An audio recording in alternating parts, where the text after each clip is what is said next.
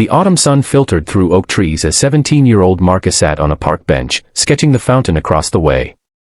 His art portfolio rested beside him, filled with college application pieces.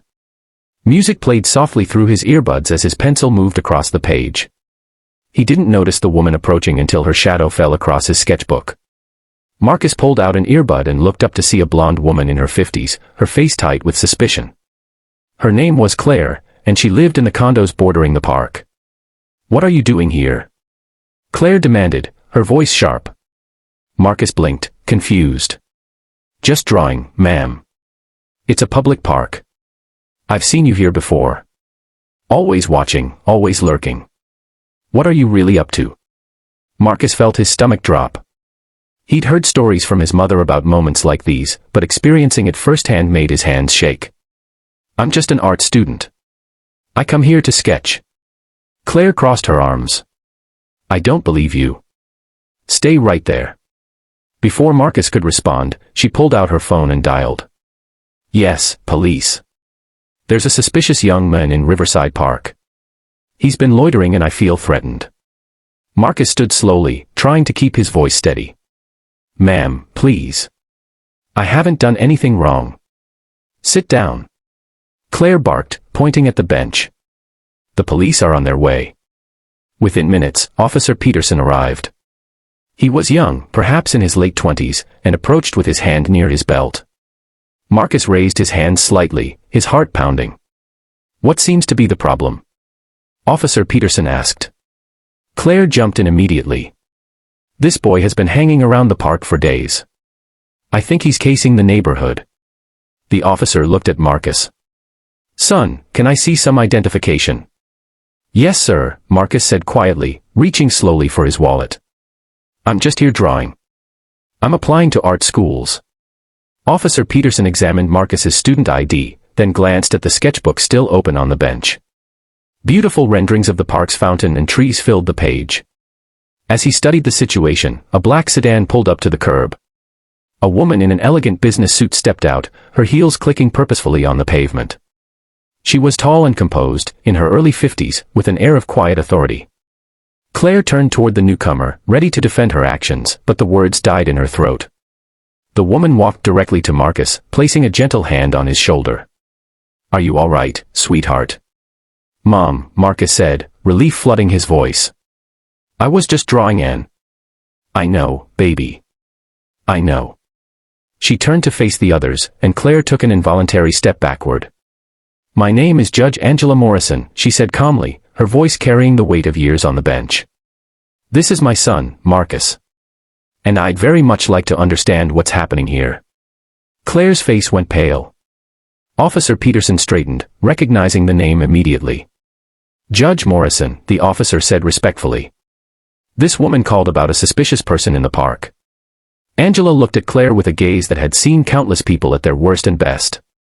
There was no anger in her eyes, only a deep sadness mixed with something that might have been understanding. "Mrs. Angela paused, waiting. "Anderson." "Claire Anderson," the woman whispered. "Mrs. Anderson, my son comes to this park 3 times a week to draw. He's applying to the Rhode Island School of Design, and this fountain is featured in his portfolio. He's been here since he was a child, playing on those swings over there." Angela gestured to the playground. "I used to push him on those swings after long days in court." Claire's hands trembled. I didn't know." "No, you didn't," Angela agreed gently. "You didn't ask. You saw a young black man sitting quietly with a sketchbook, and you assumed the worst." The weight of those words hung in the air.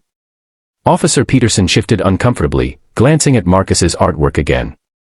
Angela continued, her voice never rising but filled with decades of wisdom. "I've spent 30 years in family court, Mrs. Anderson.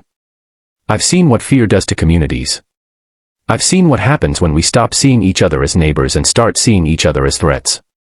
Claire's eyes were filling with tears. "I'm sorry. I'm so sorry. My son shouldn't have to prove his innocence for existing in a public space," Angela said. "But I want you to understand something. Marcus is a young man who volunteers at the community center teaching art to elementary school children. He made the honor roll every semester. He writes poetry and wants to use his art to bring beauty into the world. She paused, letting her words sink in. But even if he didn't do any of those things, even if he was just a 17-year-old sitting on a bench, he would still deserve the benefit of the doubt. He would still deserve to be seen as human first. Claire wiped her eyes. You're right. I was wrong. I let fear control me. Angela's expression softened slightly. We all carry fears, Mrs. Anderson. The question is whether we let those fears divide us or whether we find the courage to bridge the gaps between us. Officer Peterson cleared his throat. Judge Morrison, I apologize for any distress this caused your son. Angela nodded. Thank you, officer.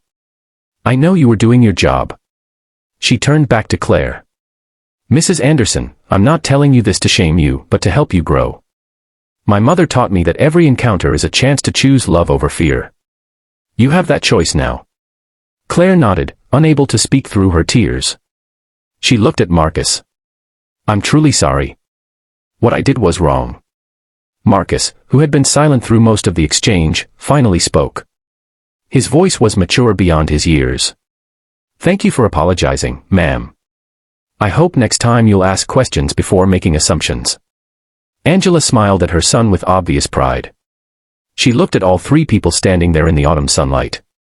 We're all neighbors in this community. We're all trying to find our way through this complicated world. Maybe we can start by giving each other the grace we'd want for ourselves.